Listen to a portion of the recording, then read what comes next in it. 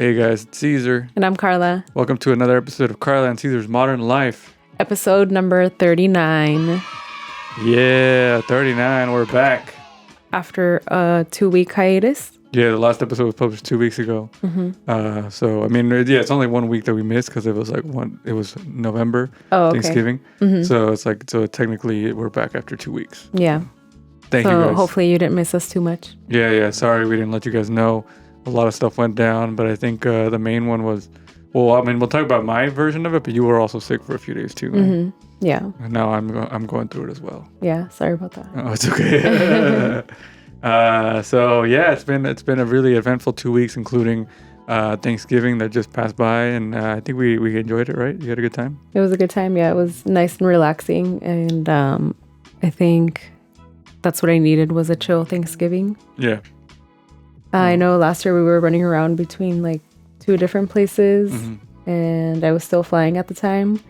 So yeah, I was able to make it home, but yeah, this one was way chill. Yeah, it was a little less chaotic. Yeah. So yeah, we just spent it with your family, and then I was like asleep most of the time. So I had a good time. That's good, honey. Yeah, and I think at the time I still probably had some symptoms. Yeah. I thought it was allergies for the longest time, and turns out it was just like a cold, a really bad cold. Like a head cold. For me, though, it didn't last as long as they normally would. How long did yours last? I want to say like 4 days. Okay. Hopefully, I'll be done soon. So one of the things that we did during Thanksgiving was one of the things that we both did actually, because was we recorded a very special project for the Rodriguez show. We actually recorded it on the 15th of November, so it was a couple weeks ago. It was a concert movie / documentary, and I recorded the concert part, like the performance part, and then you were doing the behind the scenes interviews. So how was that for you? I mean, it was easy for me because I just basically had to make sure the sound was good, which I feel like I've gotten more comfortable with. Yeah. And then you had the questions for me, so I felt fine. For me, it was just like trying to put people at ease about it, because I know it can be nerve-wracking, like talking on camera. And so I try to make it as comfortable for people as much as possible. And I think it turned out, and that part of it turned out, the whole thing turned out really well. But yeah. No, you did a good job with them. You were able you. to watch out the levels really well, and it all sounded good when I listened to it back. So nice. Thank you for doing that. Thanks. No problem. So, and then I was shooting the performances. We basically rented out a venue in Santa Ana where we could have like the people that we decided to feature in this documentary, which was Eric Young, Eddie Rotten, Specs, Hippie C, Mellow Thing. Obviously, he produced 2 of their projects. AJ, which is Eric's producer for Sol, his debut album. And then, of course, the DJ of the Rodriguez show, Mondo. And then Daniel Levin helped out on guitar with Spliffy Green, which is Hippie C and Specs, which you mentioned already. So it was a really great performances that we recorded. And then after that, I edited together into like this documentary thing. And I really enjoyed making it. Yeah. And you had recorded all of them before, but not like with this much, I guess, control over like the set and stuff. Oh yeah. So we've had him on the show before, but this was like because we had like a stage, we were able to like mess with the lights. That was super cool. And I wanted to keep it simple because I knew we couldn't really make up a stage in the time that we had planned it. So I was like, I'll just be creative with the lighting. Yeah. And it really did create a unique set for each performance, even though it's on the same stage and we didn't decorate it differently. It was just different lighting for each one. Yeah. And so that was really cool. And it's called One Night in Santa Ana, and it's a really great movie that we released on Thanksgiving, and that's why I was sleeping all day during Thanksgiving, because I stayed up for 12 hours editing it from 7 p.m. to 7 a.m. Yeah, and that was just the last round. I had been editing it all throughout the day earlier that day. Yeah, that's true. So yeah, it paid off. It really did. So that was one thing that happened, and if you want to watch that, go to youtube.com/The Rodriguez Show, and it's at the top. You can't miss it. We made it like featured video. How long is it? An hour 40 minutes. Yeah. Yes. Yeah, it goes by quick. It does, yeah, because the music's really good, and they're all the different artists. Like there's 4 different sets. There's a DJ set and then 3 performances, and they're all different. So it's like no matter what you like, you'll enjoy it. Yeah. And yeah, so shout out to everybody that helped us on that, which was obviously me and Mondo produced it. Carla shot the behind the scenes stuff. My friend James from Only a Story Media, he was able to come through and record it with me. He videography for the performances, like me and him both did it. And then David Antonio Garcia from Intentional Sound was the sound guy. Mm-hmm. And he was able to record everything, and it sounds really, really good. Congratulations to you. Yeah, no, to both of us. Yeah, and I also used footage that obviously a Dewey shot on the Rodriguez show and past videographers have shot as well, because I used some like archive footage. Yeah. So yeah, I mean, a Dewey was supposed to do it with us, but he got sick the day of, so it sucks. But he's still going to be helping us every week, obviously. Mm-hmm. Yeah, whatever that is going around is crazy, because it also got a couple of the DJs too. Yeah. We were just gonna have 3 DJs. And then it was just 2 because 2 of them, we was just 1 because 2 of them ended up being sick that day. Yeah, it's really unfortunate. But we still made a great project, and we're going to be looking forward to making more of those type of things. And if you want to support us, go to patreon.com/The Rodriguez Show.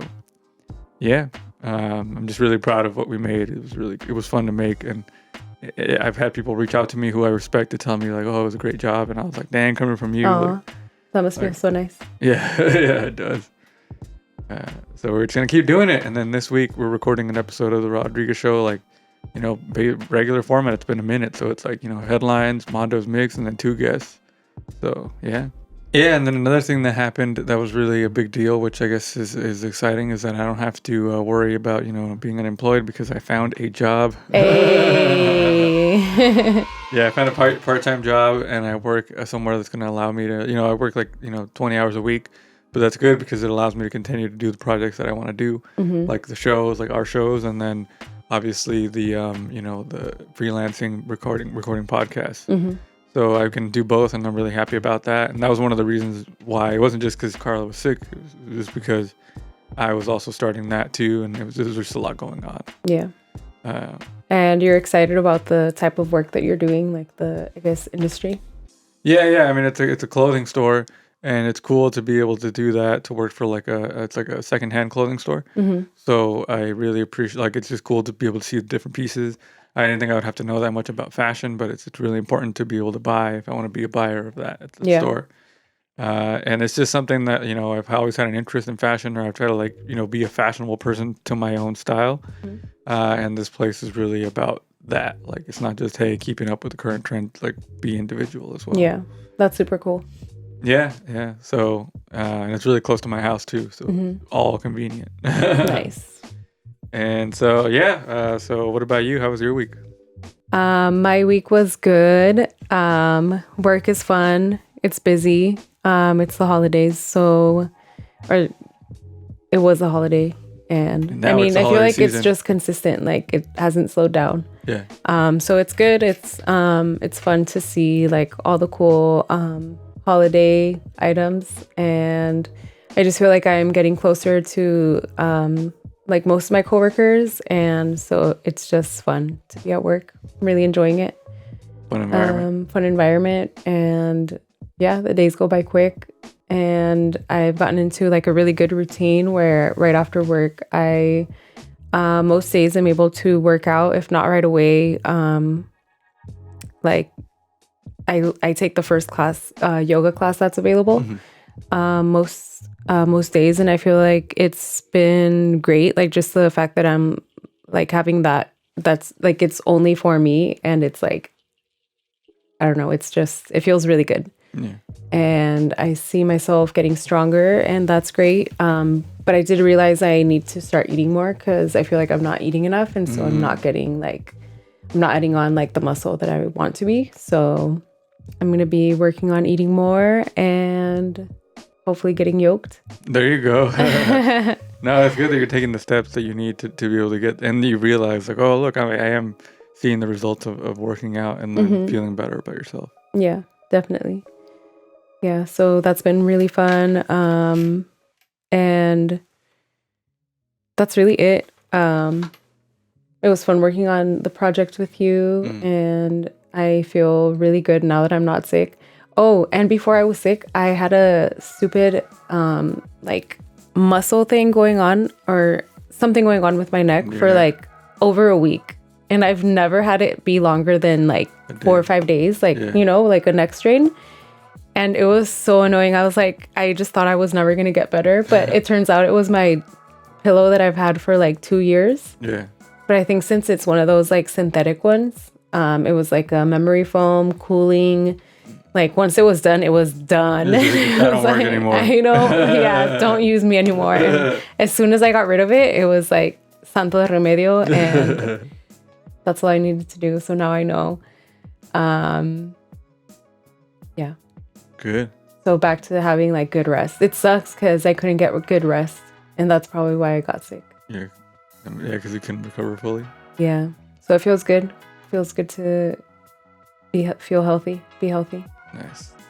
Hopefully Grateful. I'll be right there with you. Yeah. See you in 4 days. 2 days. I mean, hopefully one more day. For a few days, I've been feeling this already. So, and You're I have on the your way neck out thing then. right now too. Mm-hmm. You do? Yeah, I think it's because I slept weird. Oh. And it just sucks because it's like I feel like it's because I cough too much, and it's like no, it's literally just a physical pain on the outside of your neck.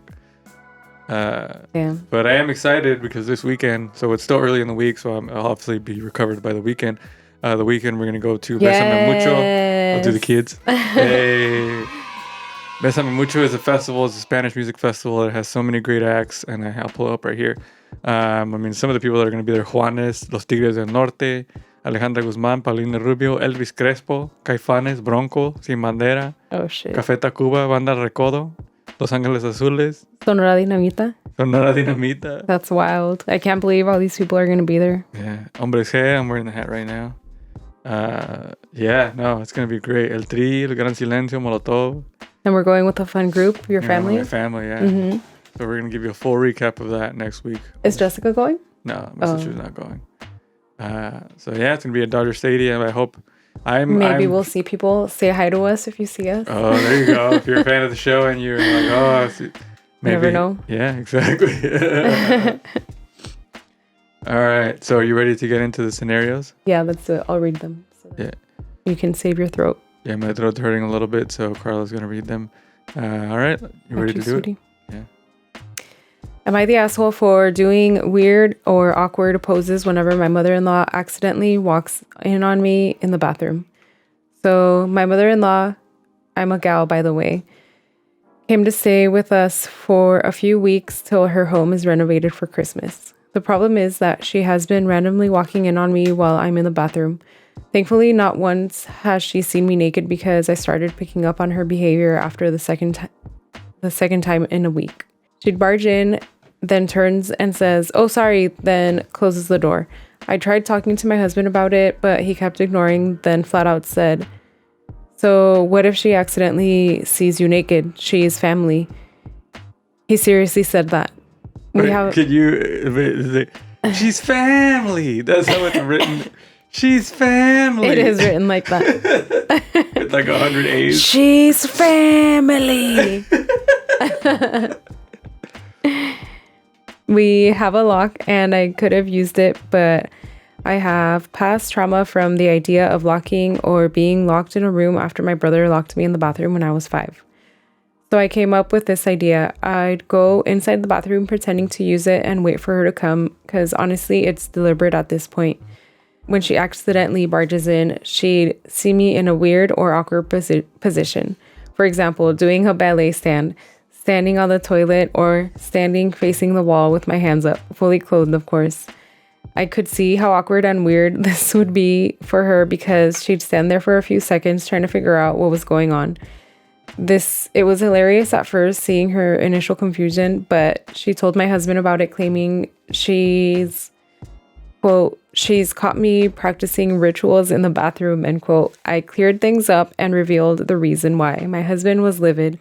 He called me childish and said that I made his mom feel terrified and weirded out by my behavior. He said I should have acted maturely and locked the damn door instead of playing mind games. Oh, shit. What? Does this guy not know about her trauma?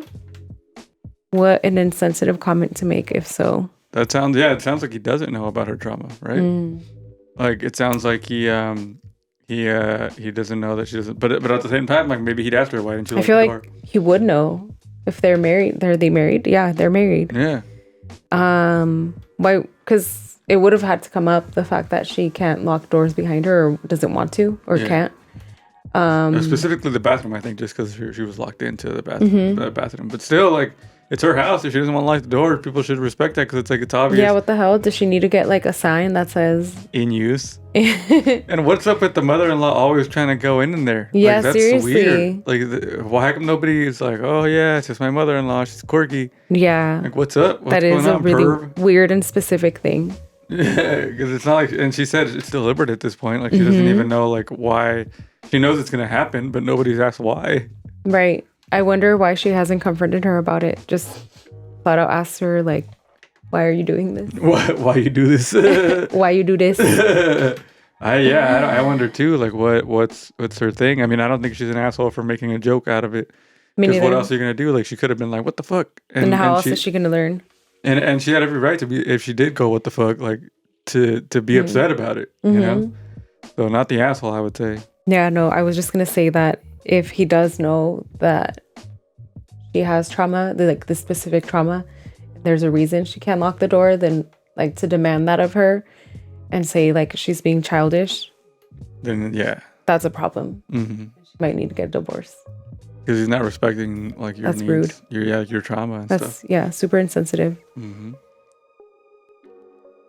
Maybe don't get a divorce, but see a therapist. Automatically divorced. All right. Anyways, ready for the next one? Next one? Yeah, I got it. Am I the asshole for asking my husband to join us in my sister's birthday since he was in the same restaurant? I, a 26-year-old female, was invited to my sister's 18th birthday a few days ago at a restaurant. My husband didn't come because he said he had a meeting dinner with his clients. This made my family feel let down, especially my sister, who wanted him to be there, and also it's her 18th birthday, which is a big deal to her, obviously. To my surprise, when I arrived, I noticed that my husband was having his meeting at the same place. His table was right in the corner, and he had about 4 men sitting with him.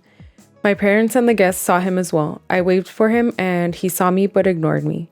He obviously was as surprised as I was. My parents asked why he didn't even come to the table to acknowledge them after the cake arrived. I got up and walked up to his table. I stood there and said, "Excuse me." My husband was silent when I asked if he'd take a few minutes to join me and the family in candle blowing and say happy birthday, but he barely let out a phrase and said, "I don't think so, I'm busy right now." I insisted, saying it'd just take a couple of minutes and that it would mean so much to my sister. He stared at me, then stared awkwardly back at his clients. They said nothing, and he got up after my parents were motioning for me to hurry up. He sat with us while my sister blew the candles out and cut the cake. My parents insisted he take a piece and join us in the selfie, but he got up and walked back to his table looking pissed. We haven't talked till we met later at home. He was upset and started scolding me in front of my parents, saying I embarrassed him and made him look unprofessional and ruin his business meeting. I told him he overreacted since it only took a few minutes and it was my sister's birthday, and my family wanted him to join since he was literally in the same restaurant. He called me ignorant and accused me of tampering with his work, but I responded that ignoring mine and my family's presence was unacceptable. We argued, then he started stonewalling me and refusing to talk to me at all. FYI, I didn't have an issue with him missing the event, but after seeing that he was already there, then it became a different story. Also, it took literally 5 to 7 minutes. He didn't even eat or drink, just sat down and watched. Damn. Dang, that's so interesting. Like, what a weird scenario. Like, oh, we happen to be in the same restaurant. Like, to be in. There's a lot to unpack here. I don't know. I wonder what job that is so serious. Well, like even in the scenario that I was thinking, like in the office when he goes to Chili's, like he's really trying to sell that paper to that guy.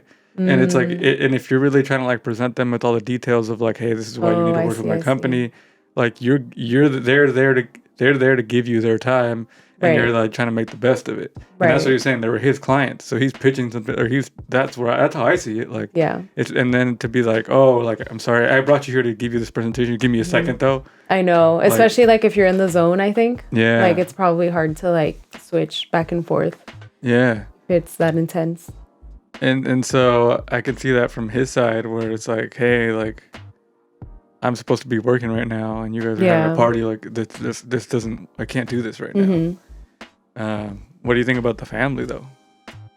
I mean, I understand their point of view too, like the fact that, like, you know, it's kind of like a milestone birthday. But at the same time, like, if he wasn't able to be there and you already counted him out, then why not just let him do his thing? Yeah, like what? I just feel that they were like, oh, he didn't even say hi to us, and it's like, what? Like, maybe okay. I mean, it would be weird, but you would think to yourself, like, wouldn't you think like, oh, like there has to be an explanation, and we'll get it later. Yeah, you know, like, give this guy the benefit of the doubt, and also like, respect that work. Like, he was working. Yeah. I get it. I get her, like, the point of the person writing this. Like, hey, it was only 5 minutes. But it does make a difference when you're like in that situation. Like, you're in the middle of your work day and then they pull you out to be like, okay, what? And I wonder like why they didn't like they have to know how serious his job is. But I guess none of them were taking it seriously. And if she was dating somebody around her age, so 26, 27, 25, like, I think at that point there's people that have jobs that are like super serious. Like, it's not just, oh, he's like, I mean, he has clients. I don't know. Like, so I think the writer is kind of a jerk, kind of an asshole for this one, because he didn't respect his boundaries. Yeah. He needed to go to he missed the 18th birthday for a reason. You know, it wasn't just because, like, he didn't feel like it. It's because he had something important to do. Right. So. Yeah. So maybe it seems like maybe there was like a miscommunication with like how. You know, how intense, serious this meeting was. Yeah, but still, they should have respected it, the person writing it. Yeah, definitely. All right, the last one says, am I the asshole for sitting on my husband's lap during Thanksgiving dinner because all the chairs at the table were taken? I, a 28-year-old female, have been with my husband, Sean, who's 33, for 2 years. Married for 5 months. Most of my family are decent people, but his mom can be a little of a passive aggressive and tends to criticize me a lot. Sean sees it as her still not getting used to me being around, but I don't know because she treats his ex, Jalissa, good. My mother-in-law says that Jalissa has been around the family for ages and her past with Sean never affected her relationship with her. Fine, I never minded her attending every holiday and being around till yesterday. We had Thanksgiving dinner at my mother-in-law's house. Sean went there before me, and when I arrived, it was already dinner time. Everyone was seated, and I saw that all the chairs were taken. I asked my mother-in-law why she didn't save me a seat, and she said sorry, and that one of her granddaughters decided to show up last minute, and that the chair was taken. I looked at her then at Julissa, who was sitting next to Sean, and tried to point out how I was more deserving of her chair since I'm the daughter-in-law. I know I shouldn't have said it. I know. Mother-in-law flat out said that Julissa is as much family as me, and that it was rude to imply otherwise. Julissa was nodding confidently while glancing at me. I was so upset I wanted to leave, but decided to just sit on my husband's lap and act as casual as possible. I sat on his lap asking if he was okay with it. Don't worry, I'm petite and he's strong built. And started eating so casually while smiling and complimenting the food and mentioning to Sean how warm and comfortable his lap was now and then. The table went awkwardly silent. Brother-in-law would try to break the silence and change the subject, but it somehow goes back to being awkward.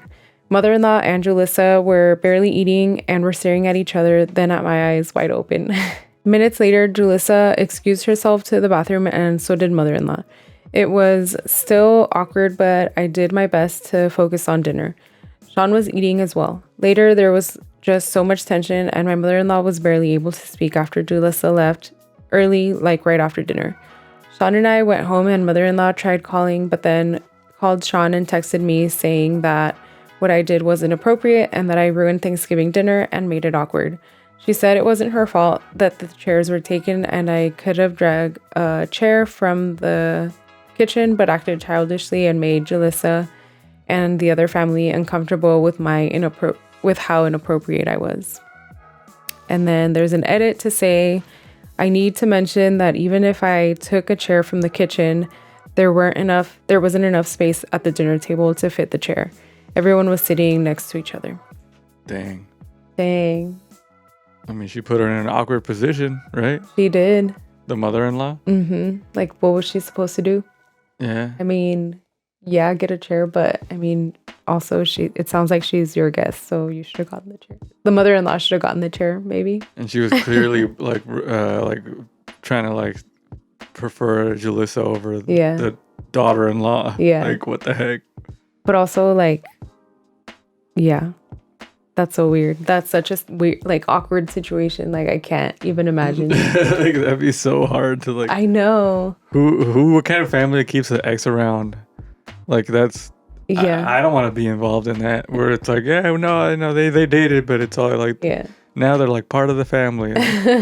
That's just really awkward. Super awkward. And it's like, if you're gonna do that, then like, why treat the actual daughter-in-law like differently? Mm-hmm. You know, like, yeah.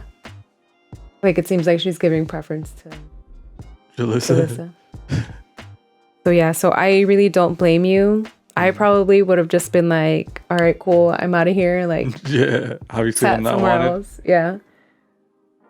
Instead of like putting myself in that situation. But I mean, if you wanted to be there, like, good for you. Yeah, well, because it's like, it's your right to be there. Like, you're part of the family. Like, yeah. It's so weird that they put her in that spot. You know? Mm-hmm. Yeah, no, definitely. So I don't think it was asshole. your fault. Mm-hmm. Yeah. You're not the asshole. Do what you had to do. Mm-hmm. Good for you.